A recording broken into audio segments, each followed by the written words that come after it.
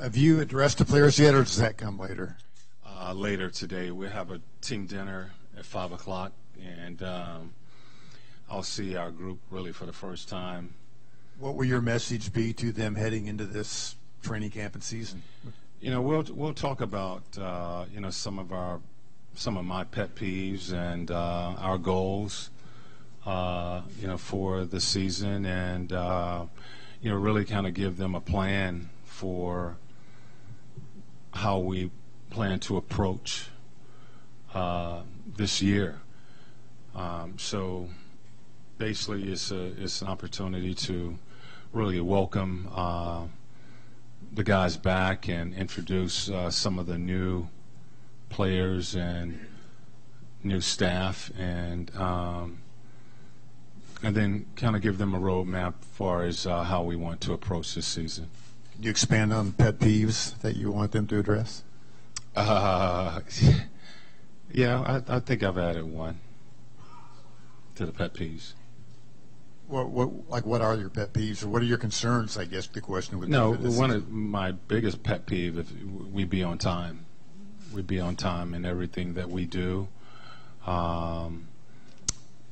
Another one is we don't F with the game at any times, whether we are practicing or playing the game, and the respect for the game, the organization, our staff, our fan base. Those are things that it's hard for me to deal with when we are not doing what we're supposed to do. Coach, talk to us about how you're able to handle, or how you will handle, the level of expectation this year as opposed to last year. Last year, coming into the season, there wasn't a lot of expectation. People didn't really know what you were going to be able to do with a team when you got rid of, traded Paul George away and picked up Sabonis and Oladipo. And then you had a great season, relatively speaking, getting to the playoffs, taking the Cavs to 7 ball games. How do you handle the level of expectation now coming into a season where everybody's looking for you guys to really explode this year? For us, and for me, I really never listened to the outside noise. There were expectations last year. We play in front of a fan base and in front of you guys, and whether you say you want to win or not, you want to win. So I didn't listen to that last year. I don't really pay too much attention to that, and I won't this year. Regardless of what happened last season, expectations were going to be higher this year. If we didn't make the playoffs, you guys would have come in and said, you better make the playoffs this year. So expectations, we know, is going to be higher and are higher for us. We're not running from that. There's a buzz, which is good, about our team and some of the things that we did last year. But we will quickly understand that we have to do this all over. Last year's, we flipped the page on that. It's over. It's done. And we have to create another team and another identity, because we have changed our roster some. We do have some of our players returning, but it's a different group and it's a different year. And, so all of those good things that happened for us last season, kind of that momentum that happened last season, we want to continue that. We want to continue to build and grow our culture. We've been saying that and throwing that around a lot. That's going to be important, because I thought that was a big part of us having success last year, creating that atmosphere, and a positive atmosphere, an atmosphere that plays together, an atmosphere that sacrifices. All of that was created last year. We're going to have to do that again this season, I think, in order to have success. And I think very capable of doing that. Nate, kind of going off that, do you play up the disrespect card? It seemed like last year you guys thrived in that kind of we are the hunter, we are doing the hunting. Now this year might be a little bit more. There is a target on your back. Do you play up the lack of respect you guys maybe are getting? No, I didn't talk about it last year, and we'll talk about that tonight, and maybe a little bit briefly during training camp. But no, I don't, because it's not about what someone else is telling you you're going to be, or what you're not going to be, or what you're going to be. That's up to us, and we have to create that. So I don't play up to it. It's something for fans to have something to look forward to.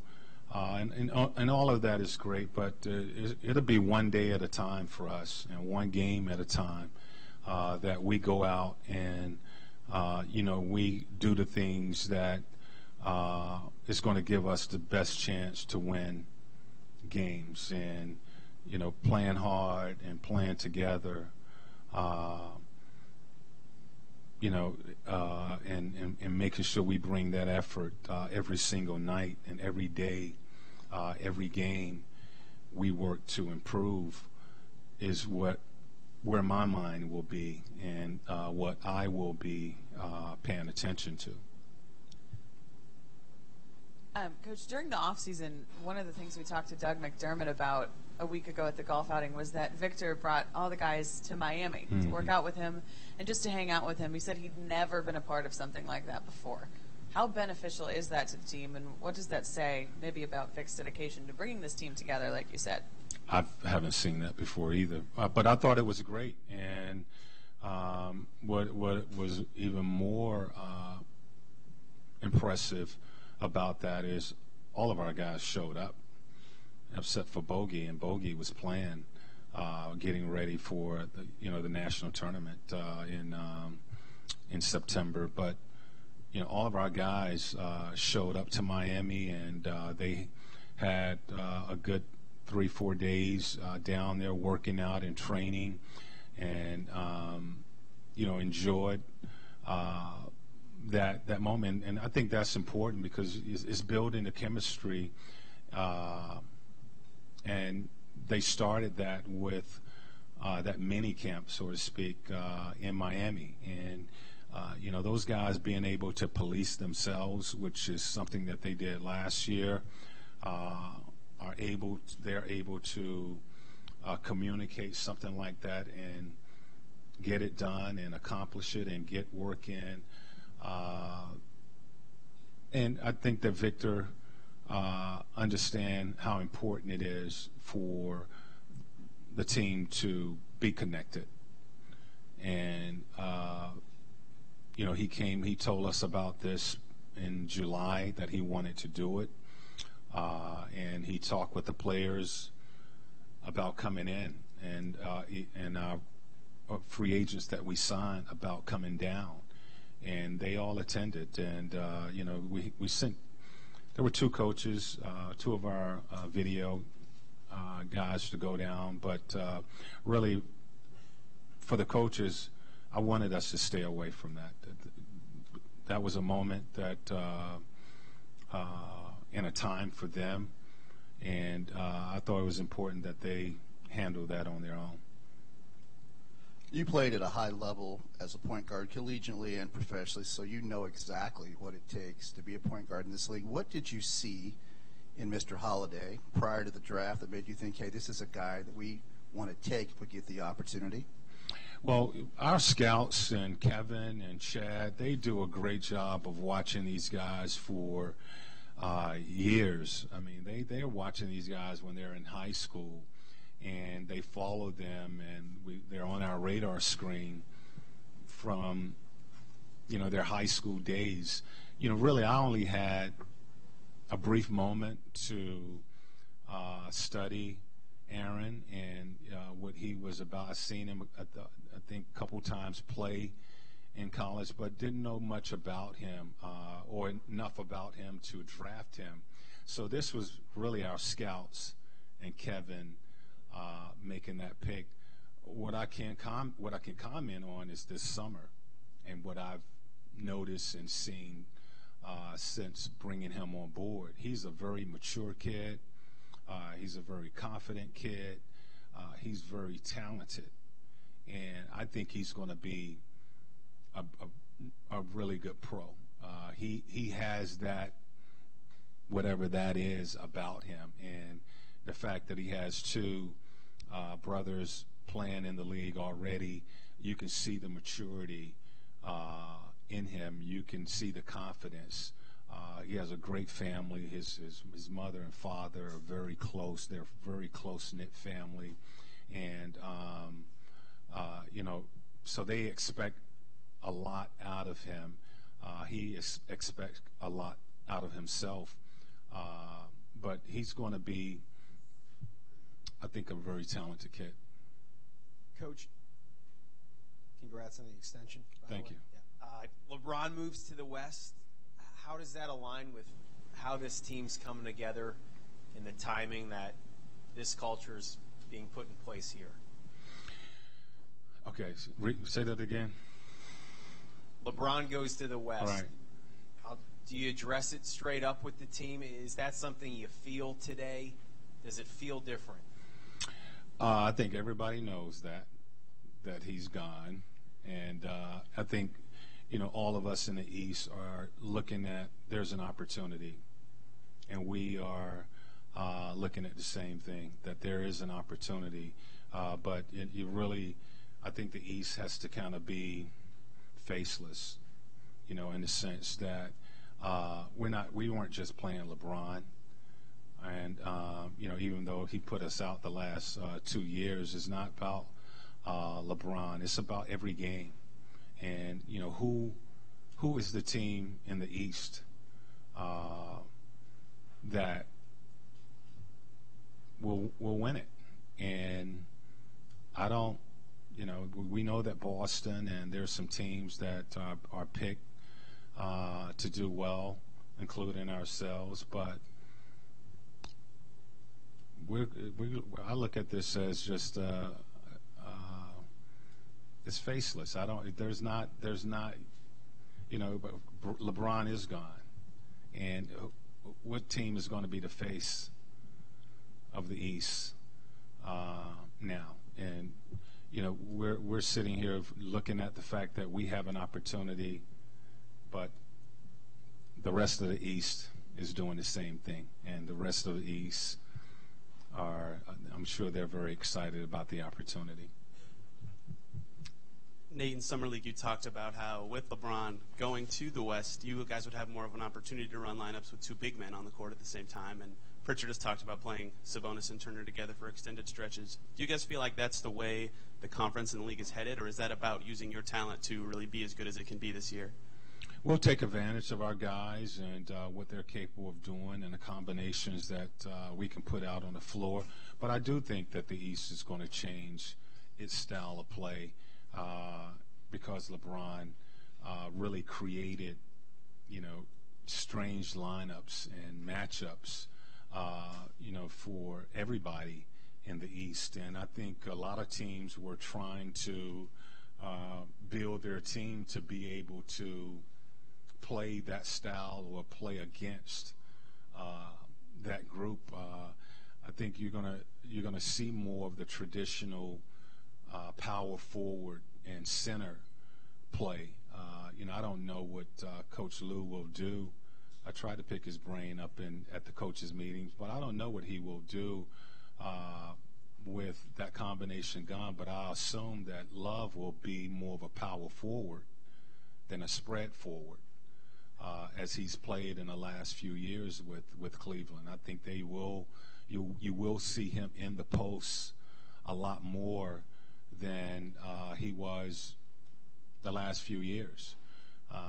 With Blake Griffin coming to Detroit, that power forward center combination they have in Detroit.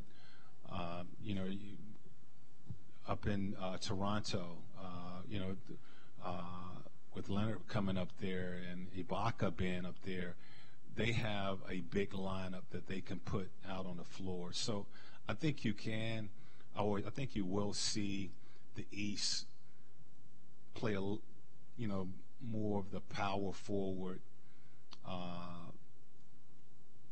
center combination, as opposed to the last few years since Golden State has won titles.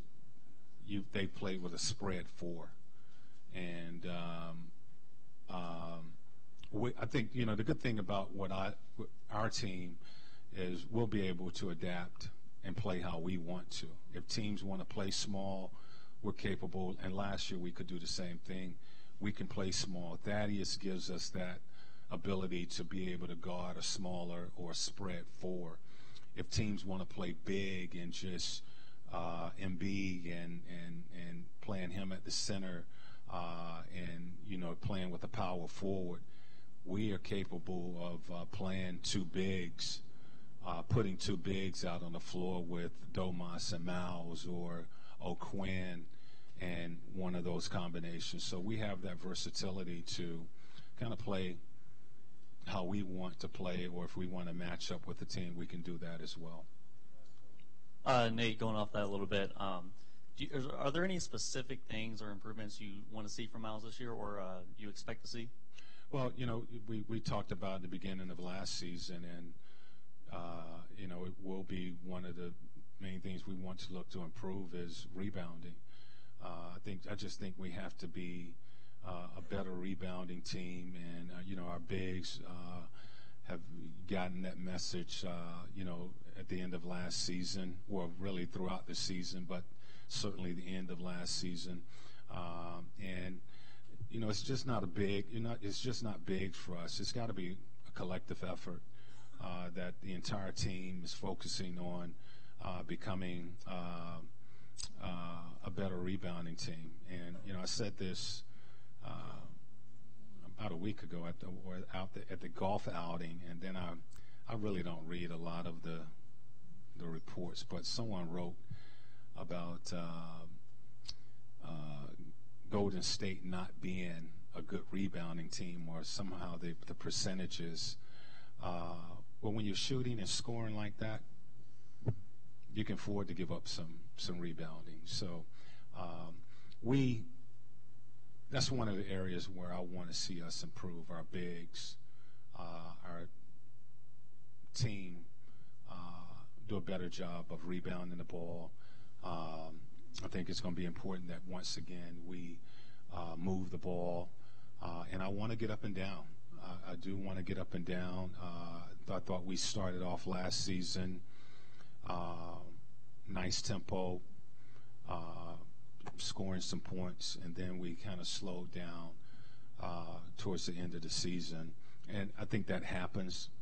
That's just, teams slow down. But I would like to see us take advantage of our ability to get out and run. Nate, you come into camp, same starting lineup back from last year. Do you view this camp as there are open jobs minutes-wise, or do you view it as more of we kind of know what our top 6, 7, 8 guys are, and we'll kind of build with that group? Yeah, we know what I know what our starting lineup will be, and right now I'm looking at possibly a 9-man rotation. We could slide in a 10th guy. I think we have that opportunity, but just to, I think, keep balance and allowing guys their minutes to play a 9-man rotation is what I feel we're going to play most of the year, which is very similar to what happened last year. Glenn Robinson actually, when he got hurt, it opened up and allowed me to play a 9-man rotation that really worked out for us. I think that a 10-man rotation is a very difficult rotation to run, and we got some guys that are coming in who are going to be, I think, productive players, and there are not a lot of minutes, so we have to try to balance that as far as the number of guys that we're playing.